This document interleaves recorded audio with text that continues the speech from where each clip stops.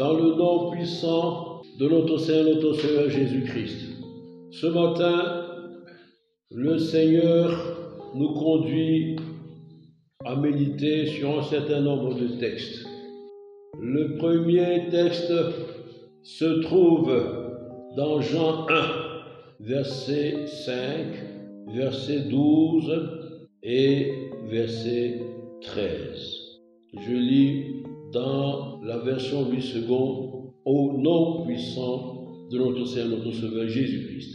Il est écrit, Jean 1, verset 5, « La lumière luit dans les ténèbres, et les ténèbres ne l'ont point reçue. » Verset 12, « Mais à tous ceux qui l'ont reçu, à ceux qui croient en son nom, elle a donné le pouvoir de devenir enfants de Dieu. » Verset 13, « Lesquels sont nés non du sang, ni de la volonté de la chair, ni de la volonté de l'homme, mais de Dieu. » Nous allons maintenant lire le deuxième texte qui se trouve dans 2 Corinthiens 5, du verset 17 au verset 18.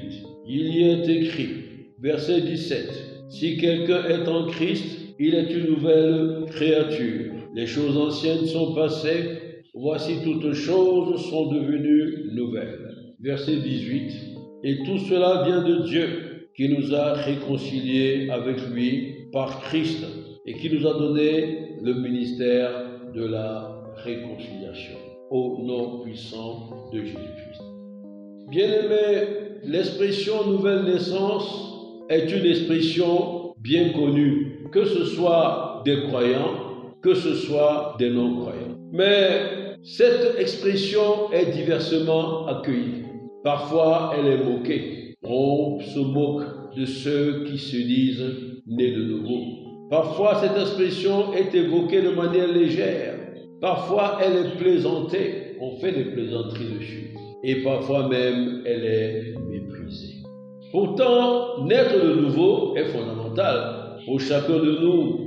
Et le Seigneur Jésus l'a lui-même dit dans son entretien avec Nicodème, docteur de la loi, dans Jean 3, verset 3. Le Seigneur dit, « En vérité, je te le dis, si un homme ne naît de nouveau, il ne peut voir le royaume de Dieu. » En vérité, je te le dis, si un homme ne naît de nouveau, il ne peut voir le royaume de Dieu. Bien-aimés, les textes que nous venons de lire nous montrent que la nouvelle naissance fait de nous de nouvelles créatures par le biais de la transformation. Nous sommes désormais qualifiés par la nouvelle naissance pour entrer dans le royaume de Dieu. D'où le thème ce matin, la nouvelle naissance, pas décisif vers la transformation. Bien-aimés, ce thème, nous allons l'aborder en 3 points. D'abord, nous allons voir que la nouvelle naissance et la transformation sont en réalité une décision prise par l'Éternel depuis l'Ancien Testament. Il s'agit d'un décret divin de l'Ancien Testament. Dans un deuxième temps, nous verrons que la nouvelle naissance et la transformation vont devenir effectives dans la nouvelle alliance. Et en troisième lieu, nous verrons que pour la poursuite de la marche avec Christ dans la transformation, la main glorieuse et agissante du Saint-Esprit est là, qui intervient puissamment dans nos vies et guide chacun de nos pas. Bien-aimés, nous avons dit que la nouvelle naissance et la transformation sont en réalité un décret divin que l'Éternel a pris depuis l'Ancien Testament. Le Seigneur l'a pris après un triste constat. Un triste constat où il dit qu'il voit que le cœur de l'homme est tourné vers le mal, quoi qu'il fasse. C'est ce qu'il exprime dans Genèse 6, versets 5 à 6, où il est dit, l'Éternel vit que la méchanceté des hommes était grande sur la terre, et que toutes les pensées de leur cœur se portaient chaque jour uniquement vers le mal. Bien-aimé, il est dit ici, chaque jour et uniquement. vers le mal. C'est un constat affligeant. L'Éternel, verset 6, l'Éternel se repentit d'avoir fait l'homme sur la terre et il fut affligé en son cœur. Donc tout commence par ce constat triste et affligeant dans le cœur de notre Dieu. Et le Seigneur, pour remédier à cela, à cause de son amour et de sa miséricorde pour les hommes, va décider de donner aux hommes un esprit nouveau et un cœur nouveau. L'objectif étant d'amener l'homme à le craindre, l'homme à respecter ses commandements et l'homme à faire sa volonté. C'est ce que nous voyons dans Ézéchiel 36, versets 26 et 27. Où il est dit, verset 26, « Je vous donnerai un cœur nouveau et je mettrai en vous un esprit nouveau. J'ôterai de votre corps un cœur de pierre et je vous donnerai un cœur de chair. » Verset 27, « Je mettrai mon esprit en vous et je ferai en sorte que vous suiviez mes ordonnances et que vous observiez et pratiquiez mes commandements. » Et cette décision et ce décret de notre Père va prendre corps et devenir effectif dans la nouvelle alliance.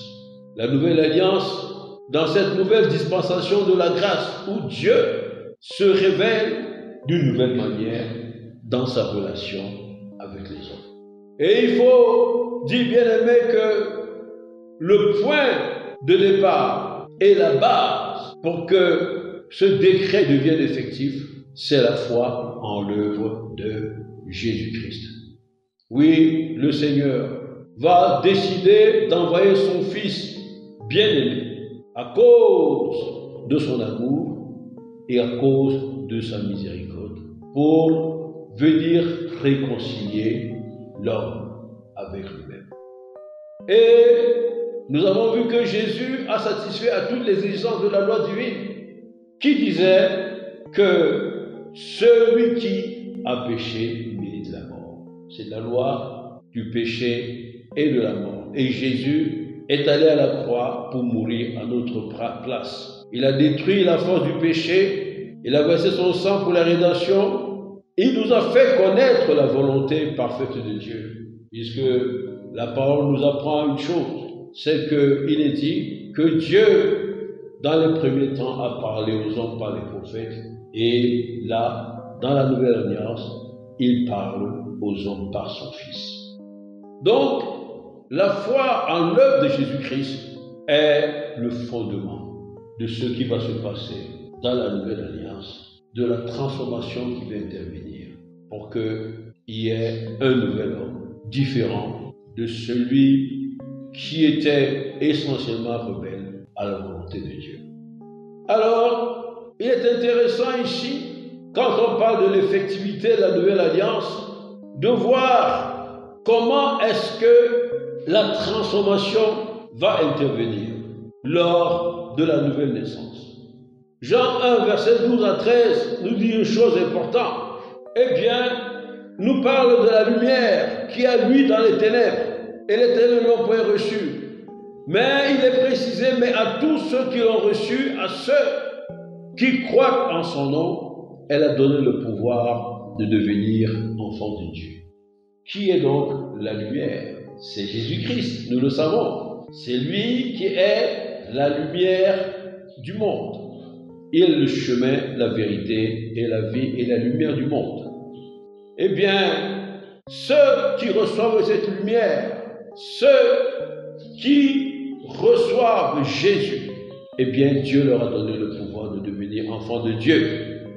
Autrement dit, avant que tu reçoives Jésus, tu n'es pas un enfant de Dieu.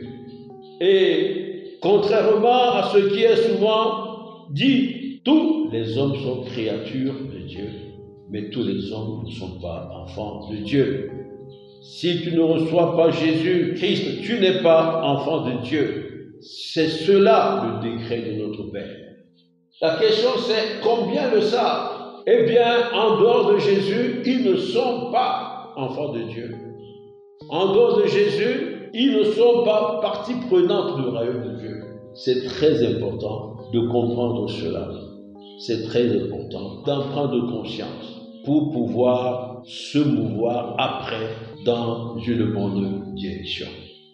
Et comment est-ce qu'on devient enfant de Dieu? Romains 9, versets 9 à 10 nous dit, c'est en croyant du cœur et en confessant de la bouche. La parole est précise à ce niveau. Il est donc important ici de relever que la première chose qu'il faut comprendre, c'est que la nouvelle naissance t'engage dès que tu confesses Christ et que tu vois Christ à une transformation importante. Tu passes d'un état spirituel de quelqu'un qui n'est pas connu du royaume à quelqu'un qui devient partie prenante du royaume, un enfant de Dieu. C'est déjà là le premier pas de la transformation. Notre thème, la nouvelle naissance, pas décisif vers la transformation. Alors, il est intéressant de regarder un peu plus loin. Les enfants de Dieu dont nous parlons ici ont une caractéristique particulière. Eh bien, il ne s'agit pas d'une naissance naturelle. Ce n'est pas le sang, ce n'est pas la volonté de la chair, ni la volonté de l'homme, mais de Dieu. Alors, bien-aimé, tu vas me dire, mais qu'est-ce que cela veut dire? Eh bien, cela veut dire qu'en réalité, nous avons quelque chose de nouveau qui va s'opérer sur le plan spirituel. Dieu est esprit. Je dis bien, Dieu est esprit. Donc, si tu es enfant de Dieu, tu es aussi esprit. Et désormais, tu peux dire, je suis un esprit qui a une âme et qui vit dans son corps. C'est ça la grande différence.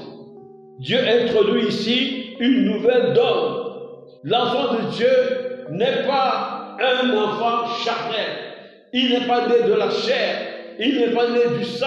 Il n'est pas né de la volonté de l'homme, mais né de Dieu. S'il est né de Dieu, ça veut dire qu'il est ressemblant à son Père. Ça veut dire que Dieu est esprit. Et toi, désormais, tu peux dire, je suis un esprit qui a une âme et qui vit dans son corps. C'est une profonde transformation qui est opérée ici. Le troisième point de la transformation qui intervient au moment où tu donnes ta vie à Jésus, au moment où tu décides de naître de nouveau, c'est que tu deviens une nouvelle créature. Une nouvelle créature. Cela veut dire que ce n'est plus la même espèce d'homme. C'est une espèce nouvelle. Une espèce qui n'a jamais existé. Eh bien, c'est une nouvelle créature qui a pour caractéristique d'avoir la nature divine. Maintenant, toi qui ne pouvais pas résister au péché, tu as de nouvelles capacités. Tu as la force de résister au péché. Tu as la capacité désormais de faire les choses de Dieu. Tu as les capacités divines désormais pour faire les choses de Dieu. Ce que tu ne pouvais pas faire avant. La nouvelle naissance, pas décisive pour une transformation. Mais cette transformation n'est pas statique. Cette transformation est intervenue au moment où tu confesses Jésus et que tu le reçois dans ta vie, eh bien, ne s'arrête pas là. Elle n'est pas statique. La transformation intervient tout au long de ta marche avec Christ. Et c'est le troisième point. C'est le lieu de rendre grâce à Dieu pour la main puissante et agissante du Saint-Esprit qui habite désormais en toi. Comme nous l'avons dit tout à l'heure, le fait que tu sois le temple du Saint-Esprit, que le Saint-Esprit habite en toi, va faire que le Saint-Esprit te transfère la nature divine, nous l'avons dit tout à l'heure, eh bien, et les capacités divines. Donc, tu as une nature divine. C'est ça qui fait ta caractéristique. Au plan spirituel, tu n'es plus jamais la même personne. Et ça présente que tu as accepté est une porte ouverte pour que le Saint-Esprit se déploie puissamment dans ta vie, te sépare des choses venues du monde, te sépare de la vaine manière de vivre, te sépare du vieil homme. Le Saint-Esprit, le parfait enseignant, va t'amener à la connaissance profonde et révélée de la volonté de Dieu, qui nous est dévoilée dans les Écritures. Le Saint-Esprit, dans cette marche vers le royaume de Dieu, sous la direction du Seigneur Jésus. Il est ton conseiller. C'est celui-là qui te dira, ne va pas à droite, ne va pas à gauche. C'est celui qui te mettra le feu rouge ou mettra le feu vert. Si tu es ouvert à lui, si tu parles avec lui, si tu échanges avec lui, si tu écoutes et si tu es obéissant, le Saint-Esprit sera toujours là pour te conseiller. Et il travaille ainsi progressivement à ta transformation. Et l'une des dernières choses, non la moindre, est que le Saint-Esprit va t'aider à marcher dans la sanctification. Tu seras désormais en éveil. Tu seras dans le discernement constant. Et tu verras là où il ne faut pas mettre le pied. Et tu seras préoccupé à chaque instant à ne pas attrister le Saint-Esprit. Bien-aimés, ce matin, le thème que le Seigneur nous a mis à cœur de partager sous sa divine direction, eh bien, voudrait nous faire prendre conscience d'une chose très importante. C'est que beaucoup répugnent de donner leur vie à Jésus. Beaucoup pensent que la nouvelle naissance doit être un sujet de distraction. Mais en réalité, c'est à la nouvelle naissance, si nous nous y engageons, que toute chose commence pour que nous puissions arriver dans le royaume de Dieu. C'est donc un véritable point de départ. Et nous sommes interpellés ce matin à faire ce pas décisif. À faire ce pas décisif.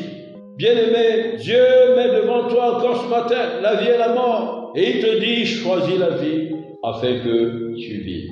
Tout commence par la nouvelle naissance. Et devenu enfant de Dieu, tu pourras désormais avoir accès à l'héritage des saints en Jésus-Christ. À la justice, à la paix et à la joie qui sont les caractéristiques du royaume de Dieu au nom puissant de Jésus-Christ. Bien-aimé, si tu as entendu ce message ce matin, le Seigneur t'appelle à donner ta vie à Jésus. Sans Jésus, tu ne peux rien faire de bon et rien faire de durable. Viens donc, confesse tes péchés, reconnais que tu n'as pas toujours marché dans sa voie et que tes efforts sont vanité. Remets ta vie entre ses mains.